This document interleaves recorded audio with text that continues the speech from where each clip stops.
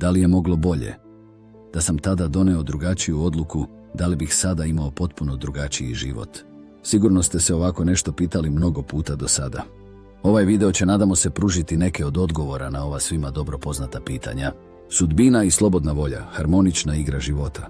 Sudbina i slobodna volja često se posmatraju kao suprotnosti, ali kroz prizmu iskustva i objektivnog posmatranja, kao i kroz prizmu vere i Biblije, otkrivamo da se ove dve sile prepliću u savršenom skladu.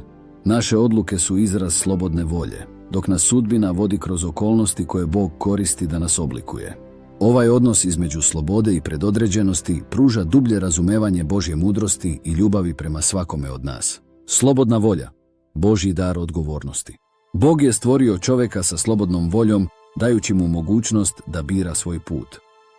U Postanju 2:16-17 čitamo kako je Bog Adamu dao slobodu da jede sa svakog drveta u vrtu, osim s drveta poznanja dobra i zla. Ovaj izbor pokazuje da je Bog želeo čovjeka koji će ga ljubiti i slediti slobodno, a ne iz prinude. Slobodna volja je srž naše odgovornosti. Svakodnevno biramo između dobra i zla, između puta koji vodi ka Bogu i onog koji nas udaljava. Kako kaže Jošua 24:15, izaberite danas kome ćete služiti. Ovaj poziv na izbor ukazuje na to da naše odluke imaju stvarni značaj i posljedice, ali i na to da Bog poštuje našu slobodu. Ukoliko vam se ovaj video dopada, lajkujte, pretplatite se na kanal, komentarišite ili podelite. U komentarima su dobrodošli svi predlozi i sugestije u vezi sa budućim sadržajem na ovom kanalu. Sudbina, Božji plan za naše živote. I dok donosimo odluke, sudbina igra ključnu ulogu. Bog, kao sveznajući tvorac, ima plan za svakog od nas.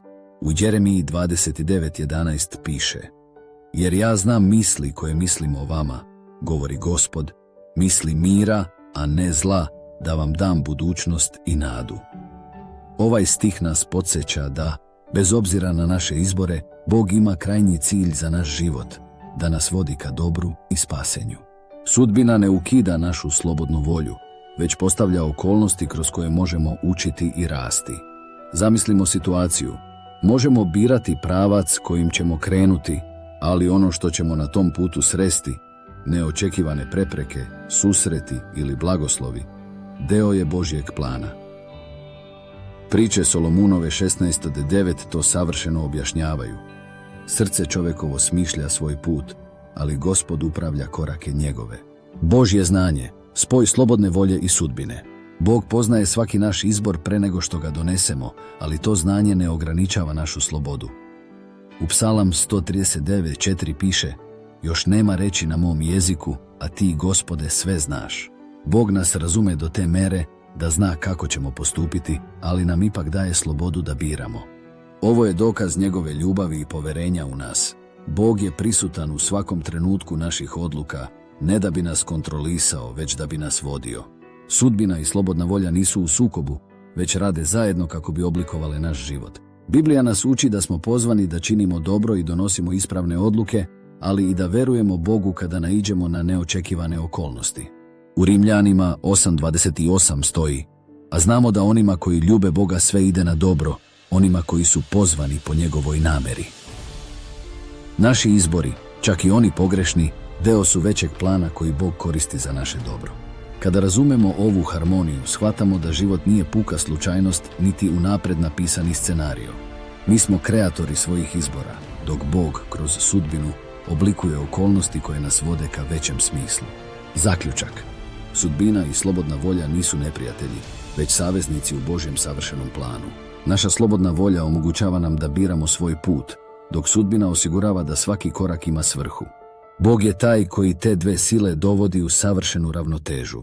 Kao što piše u pričama Solomunovim 3:5-6, uzdaj se u Gospoda svim srcem svojim i ne oslanjaj se na svoj razum. Na svim putevima svojim imaj ga na umu i on će poravnati staze tvoje. Slobodna volja nam daje mogućnost da odlučujemo, dok nas sudbina oblikuje kroz iskustva na našem putu. Bog nas prati na svakom koraku, sa ljubavlju i mudrošću, koristeći i naše izbore i naše okolnosti kako bi nas vodio ka večnom cilju. Ukoliko vam se ovaj video dopao, lajkujte, pretplatite se na kanal, komentarišite ili podelite. Vidimo se u narednom videu, do tada lep pozdrav i Bog vas blagoslovio.